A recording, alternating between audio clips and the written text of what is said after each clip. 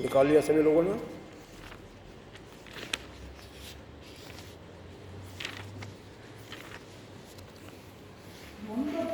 जस्य मतं तस्य मतं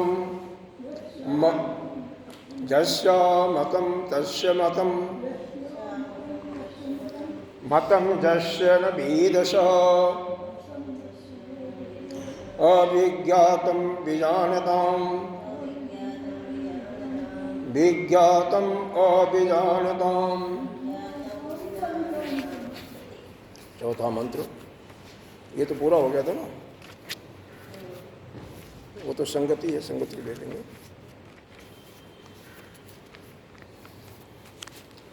प्रतिबोध विदितं मतं प्रतिबोध विदितं मतं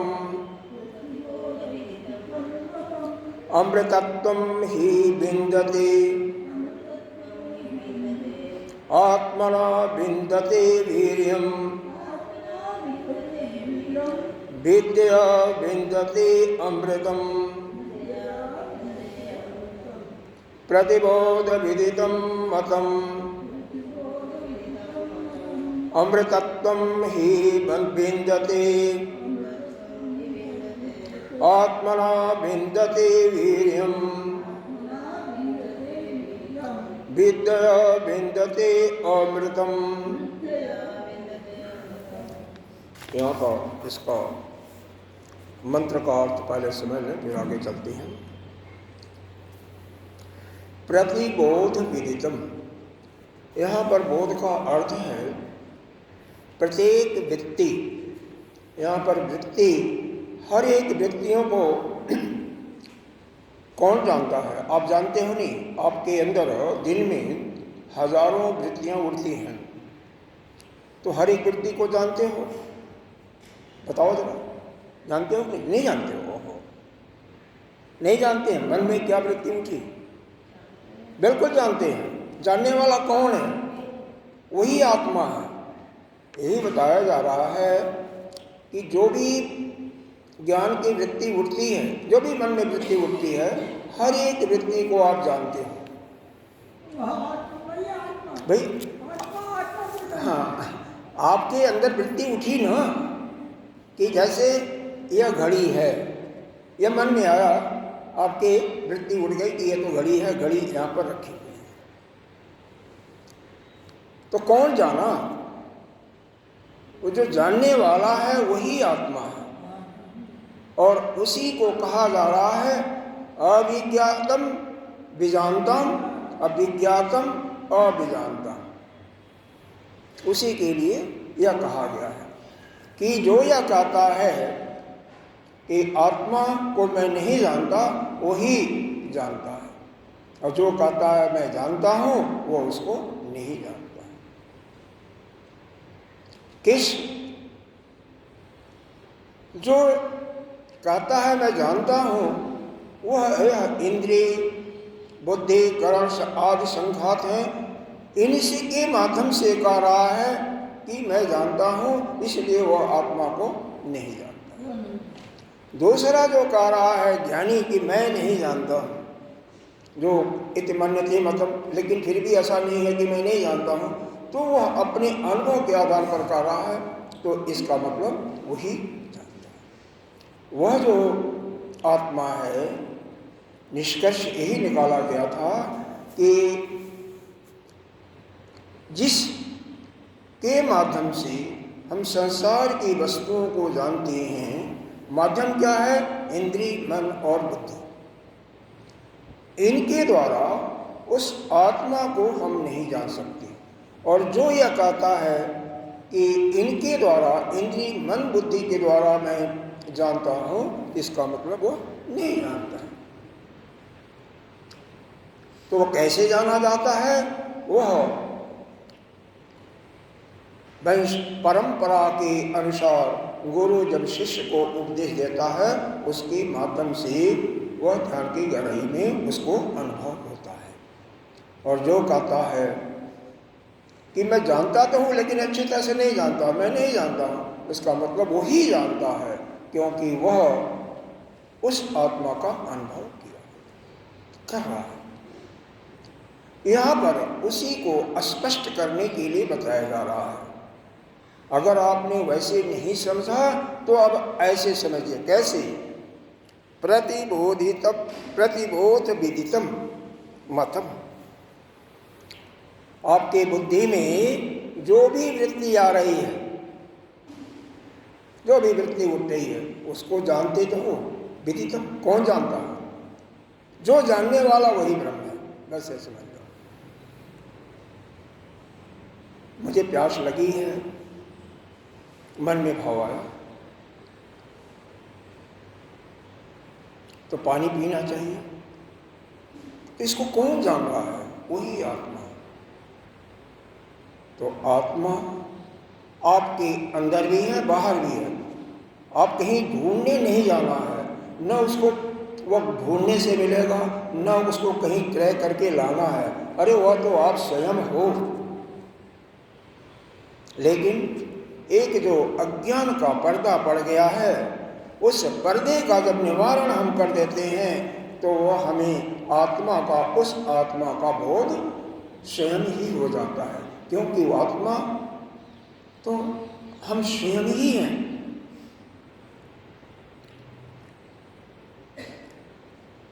अमृतत्वम ही विन्दति।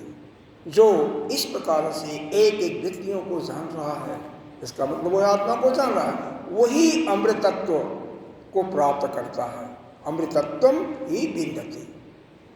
अमृतत्व क्या है? कि इस ब्रह्म ज्ञान को वही प्राप्त करके इस संसार के जीवन मरण से मुक्त होता है।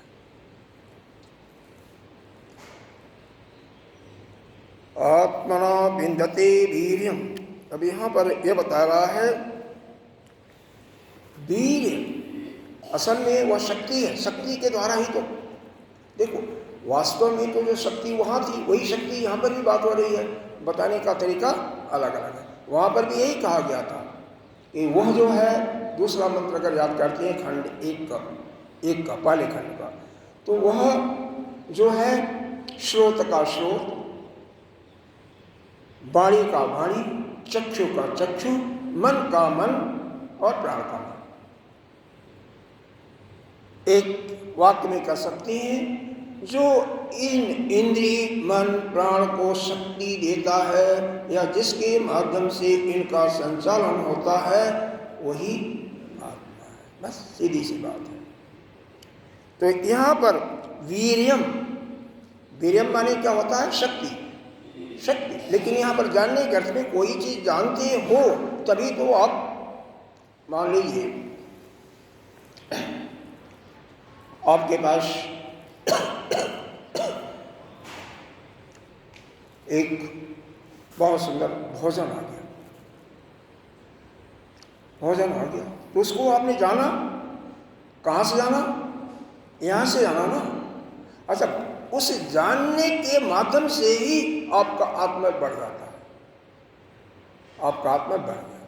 तो यहाँ पर यही है कि आत्मना विन्दते वीर्यम, उस वीर की शक्ति की ही प्रशंसा होती है। विन्दति अमृतम, जिससे अमृतत्व की प्राप्ति होती है।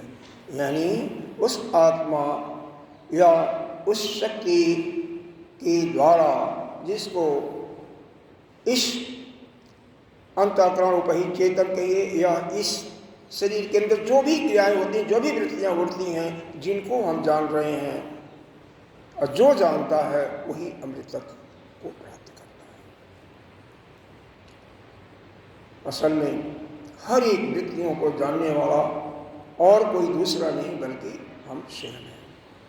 आत्मा ही स्वयं है। पिछले मेरे ख्याल से कई दिनों से यही प्रकरण चल रहा था। अविज्ञातम विजानतम और विज्ञातम, अविज्ञातम विजानतम और विज्ञातम अविजानतम। जस्ट जो नहीं जानता है वही जानता है और जो जानता है वह नहीं जानता है। तो यहाँ पर हमें देखने में ब्रह्मपद शंका युक्त लग रहा था, एक विपरीत अर्थ वाला, लेकिन वास्तव में वह विपरीत अर्थ का नहीं था। वहाँ पर कहने का भाव यह था कि जो यह कहता है कि मैं जानता हूँ, वह अपने इस इंद्रिय, मन, बुद्धि से जान रहा था। जिससे संसार के लौकिक वस्तुओं को जानता है, उसी से कह रहा था, उसी से जान करके कि मैं उस आत्मा को जानता हूँ। लेकिन वह आत्मा तो इन सब का अधिष्ठान है, और अधिष्ठान होने के कारण कोई भी जो उस पर अध्यस्त वस्तु है, वो अपने अधिष्ठान को नहीं समझ सकती, नहीं जान सकती। इसलिए जो यह कहता है कि मैं जानता हूँ, वह नहीं जानता। लेकिन वही जो ज्ञानी पुरुष है, वह कहता मैं जानता तो हूँ, लेकिन अच्छी तरह से नहीं जानता, मैं नहीं जानता। इसका मतलब वह मन, बुद्धि, इंद्रिय से नहीं जानता है, लेकिन अनुभव का बल उसके पास है, गुरु का बल उसके पास है, युक्ति का बल और वंश परंपरा के अनुसार जो उसने अनुभव किया है, उसके माध्यम से कह रहा है मैं जान रहा हूँ और नहीं भी जान रहा। तो वास्तव में जो नहीं जान रहा वही जान रहा है। इसी को और स्पष्ट करने के लिए यह प्रतिबोध विदितम मतम शब्द का उपयोग, यह जो चौथा मंत्र है, इसका लाया गया है।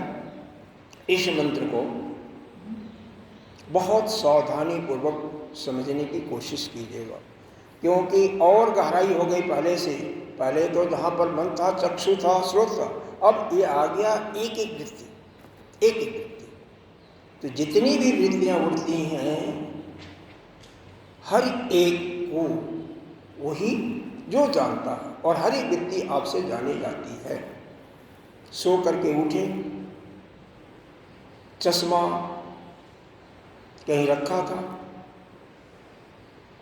उठते ही आपका ध्यान वहीं पर जाता, आपका हाथ वहीं पर जाता, चश्मा लग जाता है। जिनको आदत पड़ी हुई है कि बिना चश्मा के वह नहीं देख सकते हैं, उठ नहीं सकते, बैठ नहीं सकते, कुछ भी, गिर पड़ेंगे। कैसे होता है, वही जानता है।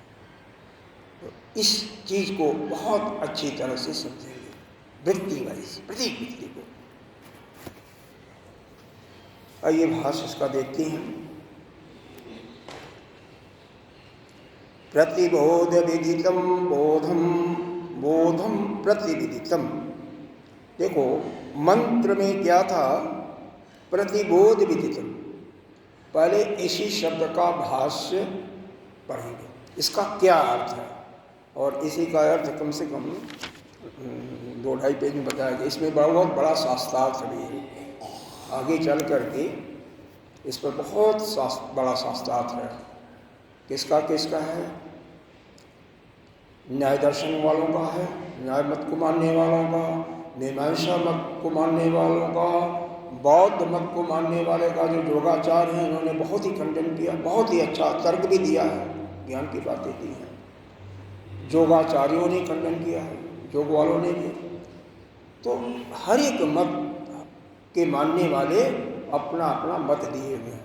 शास्त्रार्थ कहिएगा तो शास्त्रार्थ पढ़ेंगे, नहीं तो जैसा कहिएगा। लेकिन पहले तो इसको अच्छी तरह से समझो, वेदांत का मत क्या है और शंकराचार्य जी ने, हमारे आदि गुरु ने क्या कहा है। फिर बाद में तर्क है, तर्क के बाद उसके बाद भाष्यकार का अंतिम निष्कर्ष है।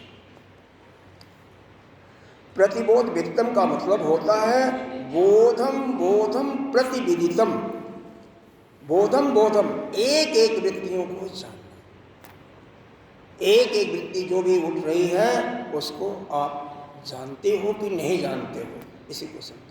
तो एक एक वृत्ति को, और वास्तव में सब जानते हैं, मालूम नहीं है कि कौन जान रहा है कौन नहीं जान रहा, बस इतना ही है। अंदर से किसी का सामान वहाँ पर रखा हुआ है 2 दिन से, चलो ले लेता हूँ मैं, तो आखिर तो जान रहे हो ना, यह भी जान रहे हो कि लेंगे तो वह चोरी होगा, वह सामान दूसरे का है। ऐसा नहीं है कि आप नहीं जान रहे हो, जान रहे हो। तो वही जो जान रहा है वही आत्मा है। तो यह अर्थ इस प्रकार से बताया जा रहा है। प्रतिबोध विदितम का अर्थ क्या बताया गया? बोधम बोधम प्रतिविदितम, एक एक वृत्तियों का जानकारी होना, जो जानता है। बोध शब्देन बौद्धा प्रत्यय उच्यन्ते, प्रत्यय का अर्थ होता है वृत्ति, वृत्ति। तो वही कह रहे हैं कि यह जो बोध शब्द, बोध का जो जानकारी है, बोध का जो अर्थ क्या है, वह वृत्ति कहते हैं। पहले तो आपको वैसे बता दिया कि बोध का वृत्ति है, लेकिन भाष्यकार ने जो बताया है अब उनके शब्दों में वही चीज बताया जा रहा है। बोध शब्देन, बोध शब्द के द्वारा बोधा, क्या हमें बोध होता है, क्या जानकारी होता है? तो कहते हैं प्रत्यय, प्रत्यय उच्यन्ते, उसको प्रत्यय कहते हैं। और प्रत्यय का अर्थ वृत्ति होती है।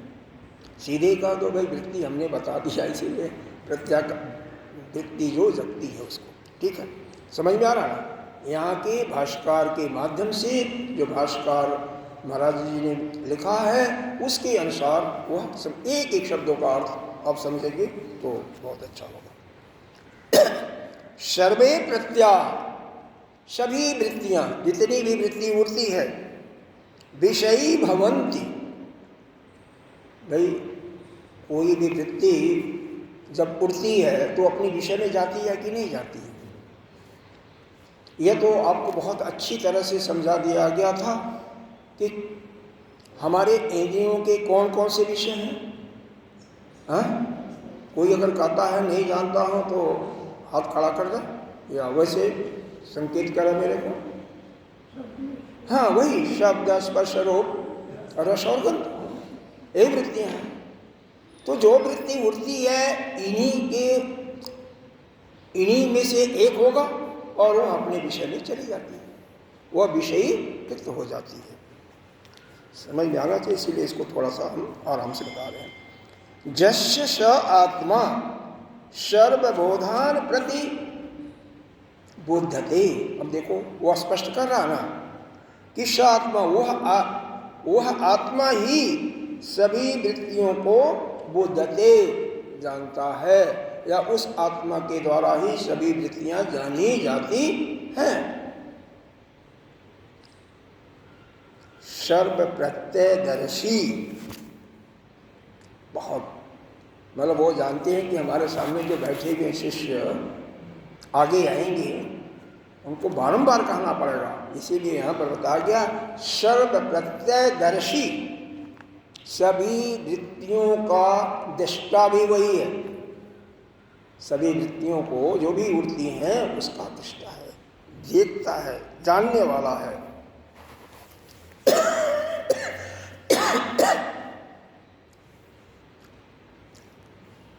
यहाँ पर एक शब्द आया है, जो बड़े बड़े शब्द होते हैं उनको संधि विच्छेद करना पड़ता है।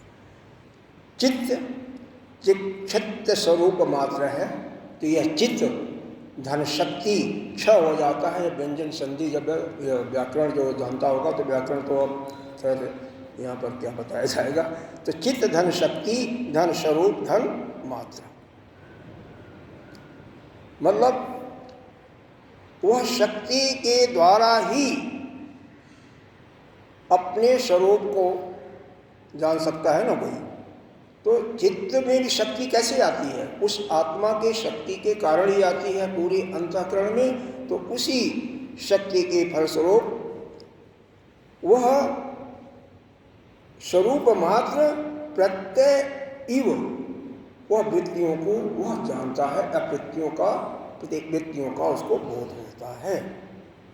प्रत्यय विशिष्टतया लक्ष्यति, वह वृत्तियां विशेष प्रकार से इस तरीके से जानी जाती हैं।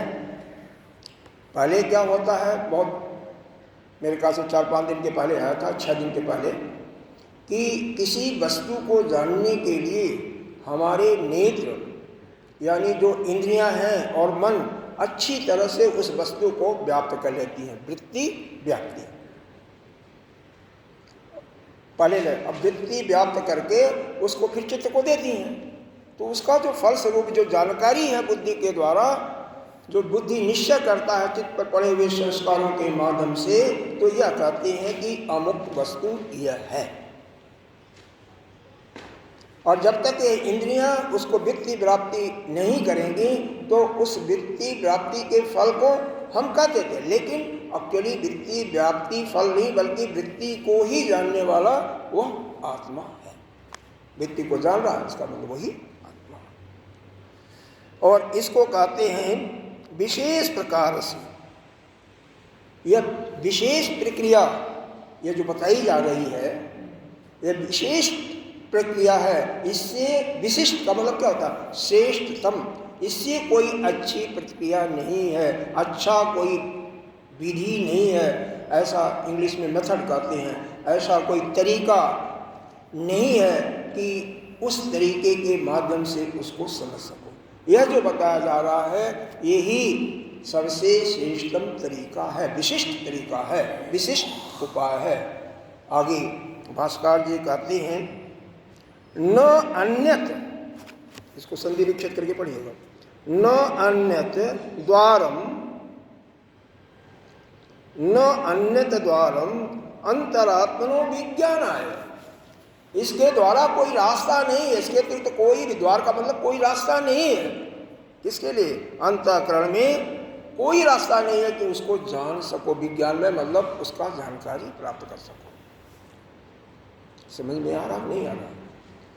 यह जो बताया जा रहा है प्रतिबोध विदितम, आगे मतम है, मतम का अर्थ तो सीधी बुद्धि है। तो जो भी वृत्ति उठ रही है उस वृत्ति का बोध हो रहा है, और कहाँ हो रहा है? आत्मा में, आत्मा के द्वारा हो रहा है। हर एक वृत्ति का आत्मा के द्वारा हो रहा है। वह आत्मा जितनी भी वृत्तियां उठ रही हैं सभी वृत्तियों को जानने वाला है, सभी वृत्तियों को जानता है। अपने स्वयं आप क्या हो? आप आत्मा तो हो ना। तो आत्मा हो तो जितने अंदर वृत्ति उठती है, आप 1 घंटे के अंदर देखो कितने विचार उठे, कितनी वृत्ति उठी। वृत्ति का मतलब जो अंदर से भाव आता है, अंदर से वो आता है, वही बाद में इच्छा के रूप में और विचार के रूप में परिणित होता है। जैसा आपका संस्कार होगा, जैसा आपका अंतःकरण होगा, तो उसके अनुसार विचार उठता जाएगा। जैसा आप दिन भर आपकी ज्ञानेंद्रियां बाह्य जगत में, अंतर जगत में जाएंगे, उसी के अनुसार विचार उठेगा। तो उन वृत्तियों को जानने वाला कौन है? वही एक है। और फिर पहले जो वृत्ति उठती है वह अपने विषय से युक्त हो जाती है, यानी विषय में सम्मिलित होती है। जस स आत्मा, और उसके माध्यम से वह आत्मा के द्वारा उसको जाना जाता है। सभी वृत्तियों को, यह जो चित्त भी अंतःकरण के अंदर चित्त है, वह शक्ति युक्त होती है। किसके द्वारा? आत्मा के द्वारा शक्ति युक्त होती है, और इस प्रकार से वह उस वृत्ति को जानती है। मन बुद्धि मतलब पूरे अंतःकरण का मतलब है, पूरे अंतःकरण के माध्यम से वह वृत्ति उसको जानी जाती है। यही उपाय जो है विशिष्ट उपाय है, विशिष्ट तरीका है। इसके अतिरिक्त अन्य कोई रास्ता नहीं है। किसको? इस अंतःकरण को, या अरे आत्मनो विज्ञान, अपने आत्मा को जानने के लिए इसके अतिरिक्त और कोई उपाय नहीं। अब कितने उपाय बता दिया गया? शुरू से देखो। पहले यह बताया कि हर इंद्रियों को शक्ति देने वाला वह आत्मा है। वहाँ से नहीं समझ में आया कि स्रोत का स्रोत, मन का मन, वहाँ से समझ में नहीं आया। तो फिर समझाया गया, दूसरा विधान दिया गया, दूसरा नियम बताया गया, दूसरा विधि बताया गया कि वह यह जो भौतिक करण दिखाई दे रहे हैं, इंद्रिय मन बुद्धि, जिसके द्वारा लौकिक वस्तुओं को आप जानते हो, उसके माध्यम से उसको नहीं जाना जा सकता। ठीक है? उसको केवल आगम प्रमाण, शास्त्र और गुरु परंपरा के अनुसार ही जाना जा सकता है। दूसरा हो गया। तीसरा भी हुआ, तीसरा नियम हुआ, किस तरीके से जानोगे? पहले दो नियम में नहीं समझ में आया मान लो किसी के, तो तीसरा नियम है कि जो भी वृत्ति उठ रही है उसको जो जानता है वही आत्मा है। समझा? तीन तरीके हो गए। अच्छी तरह से इस प्रकार से सती माँ हमारे पर कितनी कृपा कर रही है। अब हम भी कभी बच्चों को पढ़ाए हैं, एक विधि एक मेथड समझा दिया, मैक्सिमम कहीं 2 मेथड, 3 बार 4 बार समझाने का तो कोई प्रश्न होता ही नहीं था। है? आप लोगों ने भी पढ़ा होगा, एक बार पढ़ा दिया गया, छुट्टी हो गई। लेकिन यहाँ तो बड़ी दयालु हैं हमारी वेद माता, जो हमको नए नए तरीके से उसको समझाने की कोशिश कर रही है। ऐसे ही नहीं समझ में आया, कोई बात नहीं, दूसरा तरीका लो, तीसरा तरीका लो। अरे भगवान स्वयं अर्जुन ने, अरे भगवान स्वयं श्री कृष्ण भगवान ने अर्जुन को जो भक्ति जो 12वां अध्याय है, 4 तरीके से उन्होंने बताया। पहला बताया नैव मन अधस्तो मयि बुद्धि निवेशयसि मय्येव अत ऊर्ध्वं न संशय। मन और बुद्धि को मेरे अंदर निवेश कर दो और फिर आपका ऊर्ध्व गति होगा, इसमें कोई शंका नहीं। अगर ये मान लीजिए जिसके नहीं कर पाया तो अत चित्तम समाधातुम अशक्नोषि मयि स्थिर। आप मन बुद्धि को लगाने में असमर्थ हो तो क्या है? अभ्यास योगे नहीं हो माम इच्छा प्राप्त धनंजय। हे अर्जुन, मेरे को अभ्यास योग के द्वारा प्राप्त करने की इच्छा करो। दूसरा उपाय दिया। अभ्यास योग क्या होता है? यही जब भक्ति और क्या क्या वैराग्य और जब होता है। बिना वैराग्य के कुछ नहीं होने वाला। संसार से विमुख और भगवान का चिंतन, जहाँ जहाँ मन लगा है उसको हटा करके भगवान में लगाना। फिर तीसरा दिया अभ्यासे भी असमर्थ हो वसी। अभ्यास में भी आप असमर्थ हो तो क्या करो? अभ्यासे मत कर्म परमो भव। मेरे लिए कर्म करो। अरे भाई, जो भी कर्म कर रहे हो मेरे को अर्पण करो, जो मेरे को अच्छा लगता उसको करो। है? एक एक करके, मतलब 4 विधि। मदर्थम कर्वाणि कुर्वन् सिद्धिम एवाप्यसति। मेरे लिए कर्म करोगे तो सिद्धि मिलनी ही मिलनी है, और वो भी नहीं कर सकते तो सारे कर्मों के फल को मेरे को छोड़ दो। इसी प्रकार से यहाँ विश्वती माता एक नहीं कर सकती, दूसरा तीसरा हर तरीके से बता रही हैं। आगे बढ़िए। अतः निष्कर्ष के रूप में, अतः प्रत्यय प्रत्यक आत्म तया विदितम ब्रह्म जगा।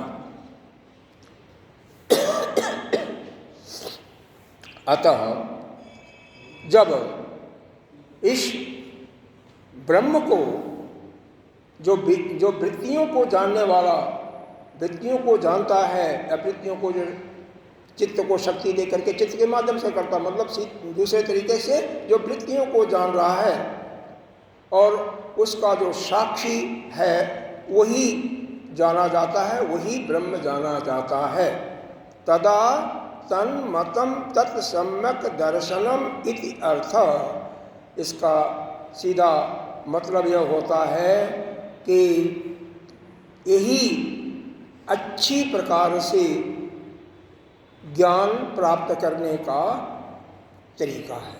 इति अर्थम, यही इसका अर्थ है। सम्यक की उस वृत्ति को जानने वाला आत्मा है, और तो वृत्ति को पकड़ो, वृत्तियों को आप योग दर्शन में तो एक एक वृत्तियों को निरोध करने की बात कही गई है।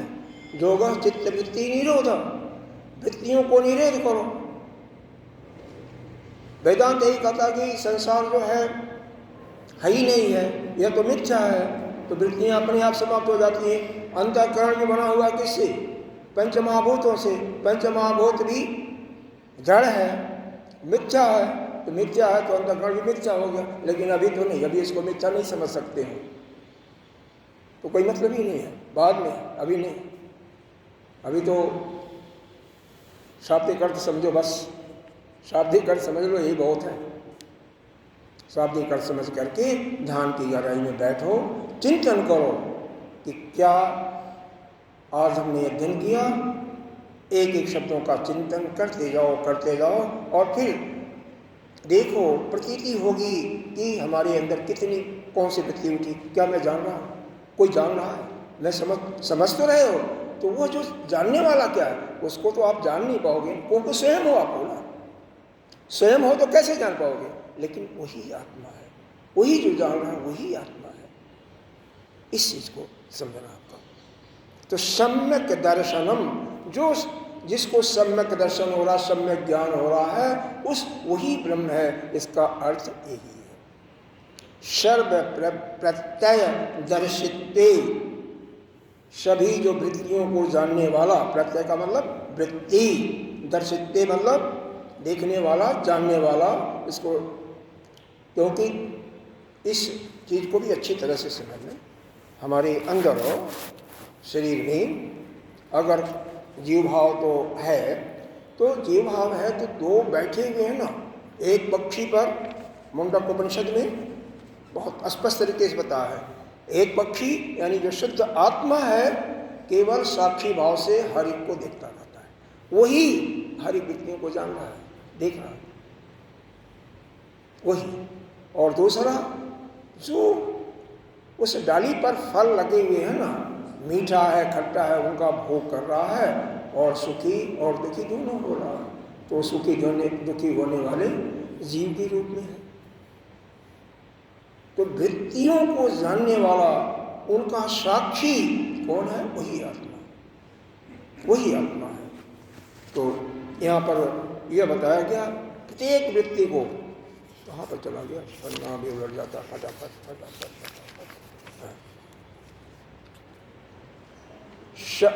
सर्व प्रत्यय दर्शित्वा, सभी वृत्तियों को जानते हुए, च, यहाँ पर देखो, च उपजनन, उपजनन का मतलब होता है किसी चीज में वृद्धि होना, वृद्धि के अर्थ में आता है।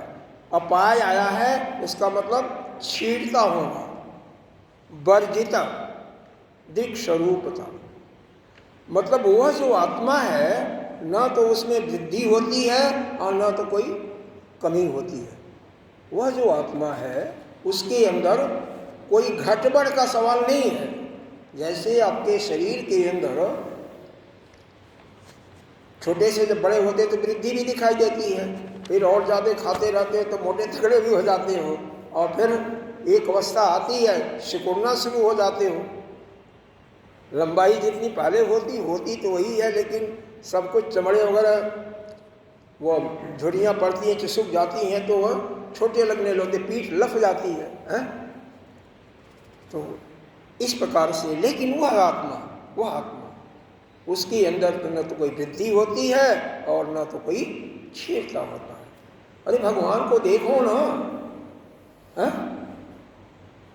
कभी हमारे आप जैसे उनके बाल कहीं सफ़ेद दिखाई दे रहे हैं, उनके चेहरे पर कोई झुर्री दिखाई दे रही, झुर्री दिखाई दे रही है? नहीं ना। यह नहीं कि फोटो बनाया गया, वास्तविकता में 125 साल के बाद जब वो शरीर का छोड़ करके प्यान करके इसको गए थे, कहाँ पर, गोलोक, अपने धाम को, ऐसे ही थे। देखो हम आप हमारे शास्त्रों में जो वर्णित है उस पर विश्वास करते हैं ना, तो शास्त्र में जो लिखा हुआ तो उसमें हमें ईट वट का कोई सवाल ही नहीं है।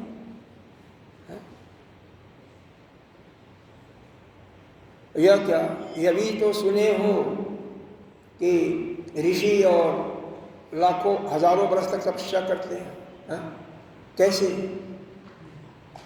तो हर एक युग की बात अलग अलग होती है। राक्षस भी कम तपस्या नहीं करते थे, हिरण्यकश्यप हजारों वर्ष तक, हाँ, लेकिन अंतर यही है कि उनका लक्ष्य होता था इस शरीर को अमर करना, और जो शरीर से प्रेम रखता वही राक्षस है। शरीर को जो चाहता है यह शरीर मेरा अमर, वही राक्षस है और कुछ नहीं, क्योंकि ये तो पंचतत्वों का बना हुआ है, इसका तो कोई भाव ही नहीं है, ये तो मिट जाना है। और जो शरीर को अपना नहीं समझता, यह समझता है कि अब तो पंच महाभूतों का ही बना हुआ है, इससे हमारा कोई प्रयोजन नहीं है, केवल किराए के रूप में हम रह रहे हैं भजन करने के लिए, ज्ञान प्राप्त करने के लिए, अपने कल्याण के लिए, सन्मार्ग पर चलने के लिए, उसका कल्याण होता है। और जो इससे आसक्ति कर लिया वह फिर बंधन में पड़ता है। मन एव मनुष्याणाम कारणम बंध मोक्ष। तो हमेशा इसका ध्यान रखना चाहिए। और ये दो बात निश्चित ही है, कहीं लाखों में ही कोई पाएगा, सभी लोग तो मुक्त भी नहीं होंगे ना, इसलिए कोई घबराना भी नहीं चाहिए। ये बताओ, कई जन्मों का 84 लाख योनियों का बल यहाँ पर भर रखे हैं हम लोग, तो कैसे 4 दिन 10 दिन साल 2 साल हम साधना करके निपट जाएंगे। लेकिन इसका मतलब यह हमें हतोत्साहित नहीं होना है, हमें रास्ते पर चलते रहना है। और हमारा लक्ष्य जो यही है कि हम दोबारा इस संसार के सागर में हम नहीं आएंगे, जन्म मरण के सागर में। तो पूरे प्रयास के साथ, नई शक्ति के साथ नित्य सुबह यह संकल्प करते रहो कि मैं और मनोबल को बढ़ा करके और ज़्यादा ध्यान की गहराई में जाऊंगा, और ज़्यादा इसका चिंतन करूंगा, मनन करूंगा, और ज़्यादा स्वाध्याय करूंगा, और जैसे हम इसी जन्म में इस संसार से मुक्त हो सके। नित्य प्रति अपनी सोच को भी बढ़ाना है, आत्मबल को बढ़ाना है, और कर्म भी करना है। करोगे नहीं तो कुछ नहीं होगा। जगह जगह बताया जाता है कि भज सेवायाम, भक्ति का पहला लक्षण ही सेवा। और नहीं, इसको प्रैक्टिकली अनुभव जिसको करना है ना, अमृतसर पंजाब में जो सबसे बड़ा गुरुद्वारा है वहाँ जाओ, देखो कैसे बड़े से बड़े लोग आकर के सेवा करते हैं, जो कि करोड़ों रुपए की गाड़ी में आएंगे, लेकिन उतरने के बाद जूते की पॉलिश करते हैं स्वयं अपने हाथ से। जो लड़की शादी में आई है, रात में आई है, और आते ही सुबह भंडारे में चली जाती है, भोजन बनाती है, वहाँ पर देखो सेवा का लक्ष्य तो पंजाब में देख करके ही मालूम होता है। वैसे ज़्यादा हमने कहीं नहीं देखा, बहुत ज़्यादा। आगे बढ़ते हैं।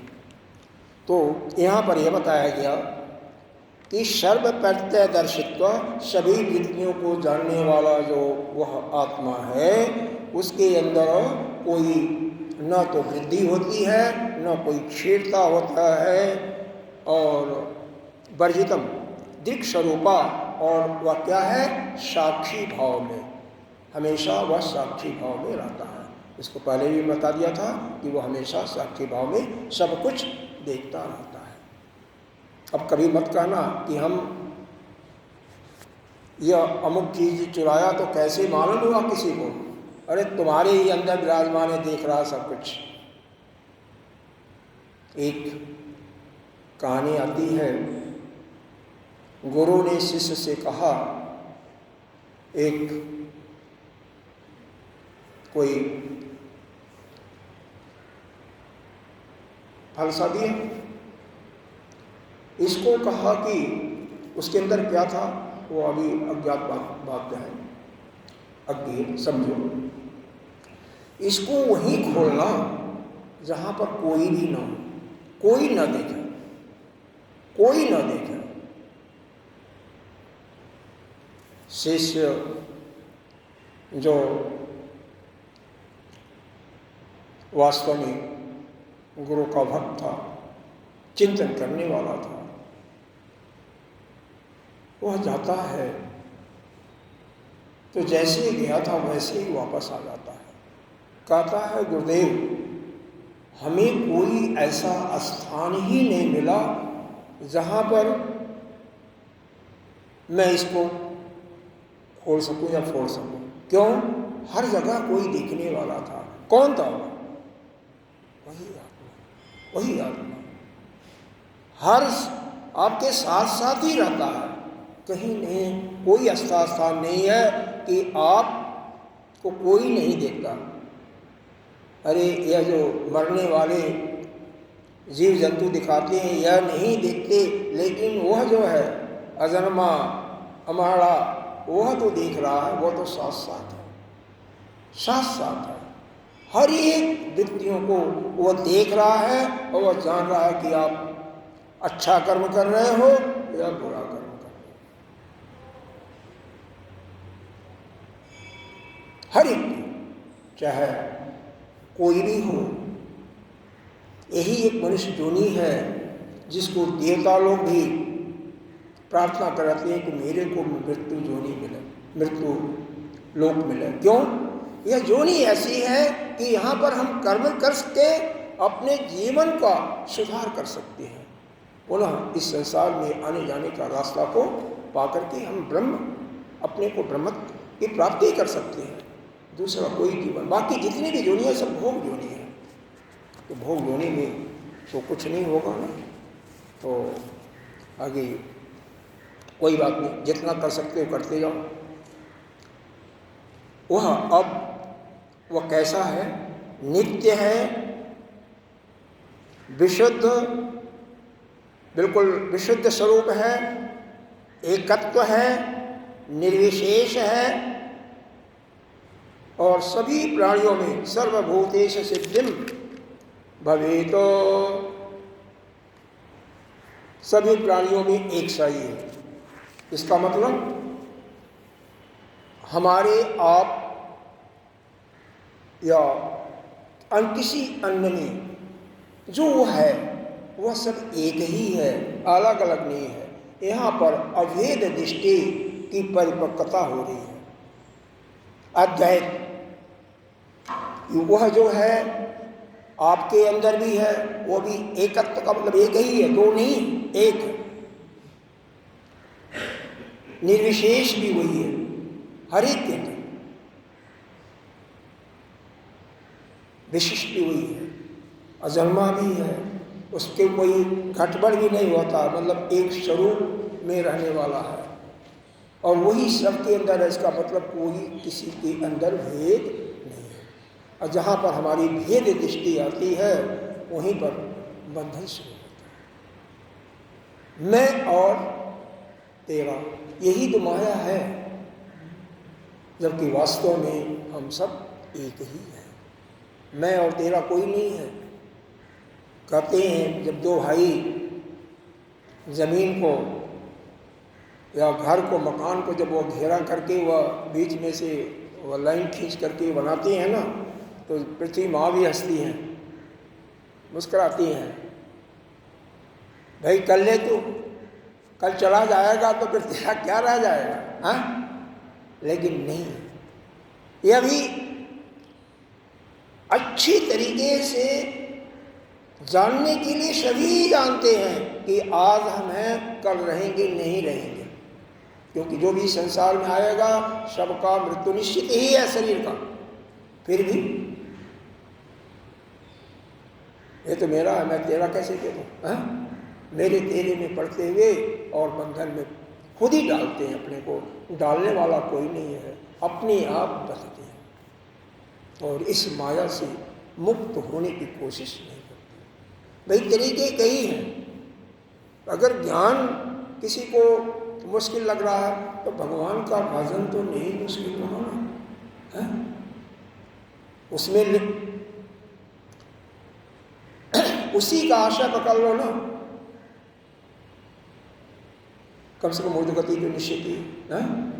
और भगवान के जब आप प्रिय हो जाओगे तो जैसे उन्होंने अपने माता पिता वसुदेव और देवकी को नारद जी के माध्यम से ज्ञान की शिक्षा दी, ज्ञान दिया और ज्ञान दे करके उनको मुक्त कराया, तो आपको भी मुक्त करा देंगे।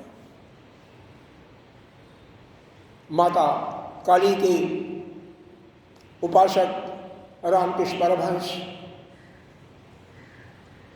माता काली के से वो खुद व्यक्तिगत बातें करते थे, इतना उनका प्रेम था। माँ उनसे भी प्रेम, बहुत अच्छे प्रेम करने लगे थी, तो उनको भी इधर हिमाचल पंजाब से मंगा करके किसी संत को बुला करके उनको मुक्ति दिया ना, ज्ञान प्राप्त करवाया ना।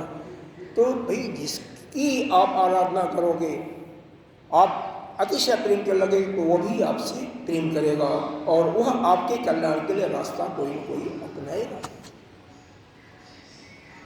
भगवान स्वयं भी मुक्ति दे सकते हैं, ज्ञान दे सकते हैं, ऐसी बात है। तो वह पथ सभी के लिए ही है, रास्ता खुला हुआ है, बाकी जैसा चाहे वो कोई वैसा करे। लक्षण भेद अभाव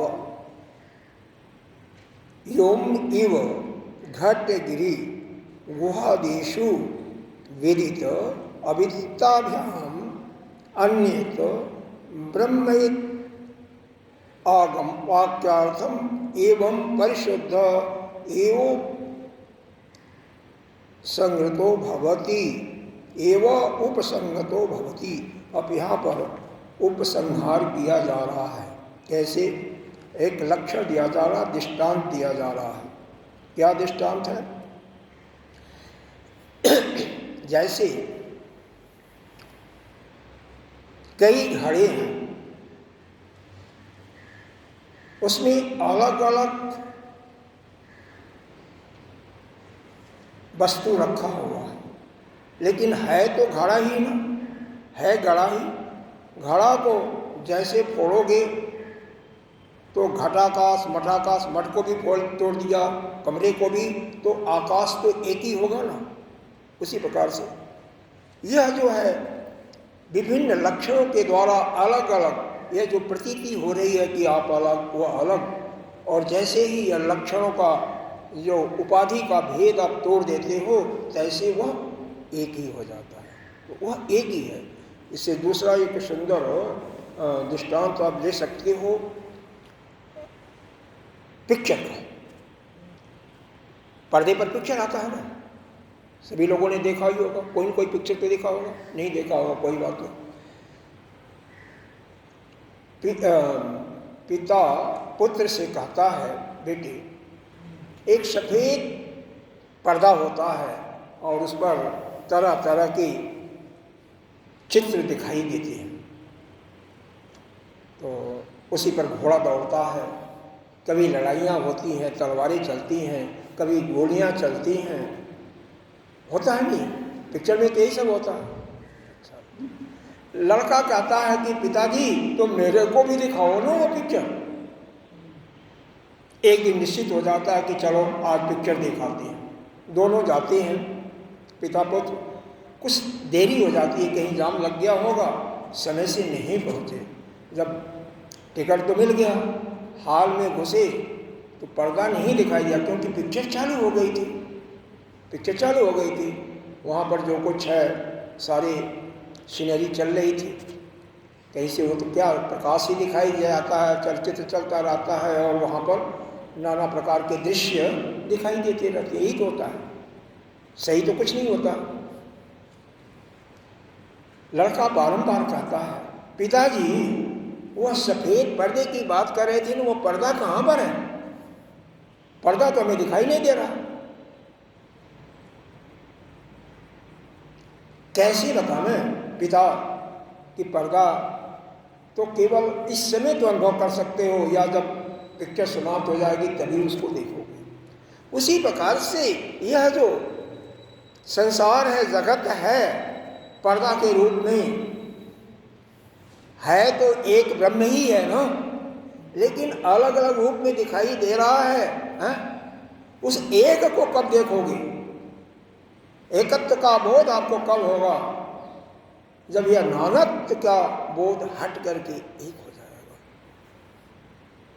या तो वह जो पर्दा हटेगा, यानी ज्ञान को प्राप्त कर लोगे, आपके अंदर अंतःकरण बिल्कुल शुद्ध हो जाएगा, आपका संसार से मन मुड़ जाएगा और केवल अपने अंदर ही प्रवाहित हो जाएगा। उसी समय उसको देख सकते हो। जानने में तो कुछ भी मुश्किल नहीं है, लेकिन गहराई में तो जानना ही पड़ेगा, बिना उसके गए हुए नहीं हो सकता है। चलो एक और देख लेते हैं। तो यहाँ पर वह जो है ब्रह्म क्या है, इसीलिए कहा गया कि विदित और अविदित इन दोनों से ही भिन्न है, दोनों से अलग है। पहले से शुरू से ही बताया, यही तो झगड़ा चल रहा था, विदित और अविदित से दोनों से परे है। कैसा है? परिशुद्ध है, बिल्कुल शुद्ध है। यही उपसंहार में बताया जा रहा है। वह ब्रह्म जो है परम शुद्ध है, वह विदित और अविदित दोनों से अलग है। एक दूसरी श्रुति आती है, दिष्टे दृष्टा श्रुते श्रोता मते मंता विज्ञाते विज्ञाता इति ही श्रुति अनंतरम। इस श्रुति के अनुसार भी यही बताया गया कि वह दृष्टा का भी दृष्टा है, श्रोता का भी श्रोता, और विज्ञाते का भी, जानने वालों का भी जानने वाला है, ऐसा श्रुति में बताया गया है। यह बृहदारण्यक उपनिषद में शायद है, तो यह इस श्रुति का नहीं है। तो इस प्रकार से उस चैतन्य शक्ति का ज्ञान दिया गया, उसका मनन कीजिए। इन्हीं शब्दों के साथ आज का